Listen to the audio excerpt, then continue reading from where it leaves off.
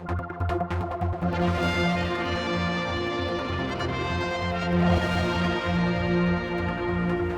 I've come up to hospice to meet up with Katherine Crowe, and I mean, your story goes on.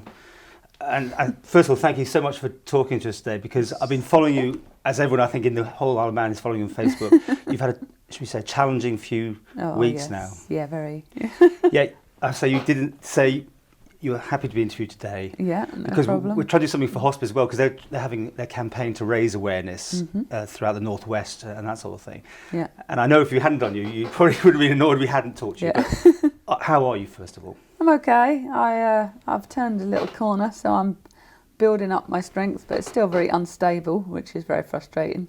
Obviously, I want to go home to my kids. And yeah, it's just very up and down at the minute, so we're just taking each second as it comes. But yeah, I mean, 4 days ago I could barely walk, so now I can walk and move and everything. So we've made quite a lot of progress, really. I think I could move my eyes only at one stage, so yeah, we're doing pretty well, really. You're an inspiration to so many people. I mean, I know you've got your gigs lined up to do. And you got Denzel. Books, more books. Lots of focuses to get back out there and keep on keeping on, really. But yeah, it's been a tough 3 weeks for sure. And yeah, without hospice, I don't know where I'd be, which is, And that's what we've been asked to talk about, to promote the awareness of hospice. Yeah. Can you sum it up at all? What people can get out of this? Like I say, for me, there aren't really even any words. I don't honestly know where I'd be if hospice wasn't here. I couldn't be in a hospital. I couldn't be at home. Do you know what I mean? So it's a kind of, yeah, it's absolutely a necessary service, and is so important to people like me. I've got all the care that I've needed to feel like I could get better, and it's almost going back to the old, nursing care where you're just being able to talk to people and they're properly caring for you, which I'm sure in hospitals, happens to a degree, but there's not enough time, do you know what I mean, for staff in hospitals to do that. I think if there's any healing going to happen, then for me it happens here, do you know what I mean? So yeah, just completely don't know what I'd do without here, really, and my family. It's become a second home for us this last 3 weeks. I think people have the wrong idea of hospice, like I certainly did. I didn't understand what hospice was, what they did. And now I realise, that it's also about respite care. It's about caring for people and giving them quality of life. Do you know what I mean?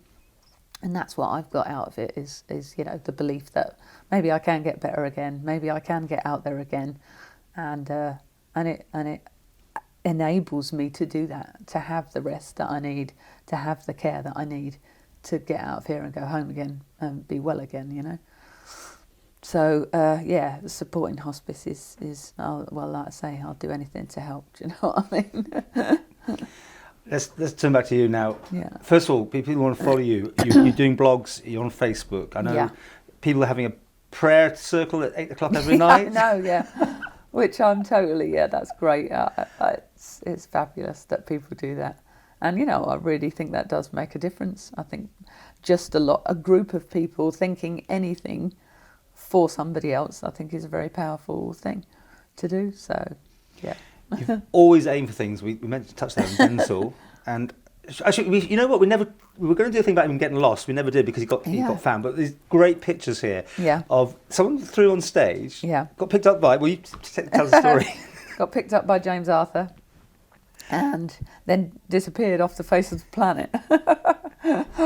And then I wrote to his management and all over trying to find him, and he got lost for about 4 days, I think. And we didn't know whether he'd ever be found again. Because we're all geared up to do this interview about let's find him. Yeah, absolutely. And then suddenly his management company wrote to me and said, "We have him. He's on his way back to you." And there was a great picture. And we got a lovely signature from James Arthur and a little message saying he'd miss him very much. You've got some gigs on the horizon. You see, it's really important, isn't it? I know Yeah. for you to have these milestones. Yeah, it is. Where are you going to be performing then? There's one on the 7th of March in the Centenary Centre. Obviously, it's just going to be a pay on the door. I'm going to see how we go. If I can make it, I'll make it. If I can't, I can't. And then, like I say, we're working on the next book at the minute, which is, about half done. So yeah, all things in the pipeline. What can I say? You know, if anyone, you have that thing, that quality that makes it inspires people. You know that, don't you? I know, I don't really. Well, I mean, I'm telling I know you. people think that, but I don't know why. Because I'm just coping with whatever's thrown at me, you know. And at the end of the day, you just keep on, don't you? Don't cry, because that makes me...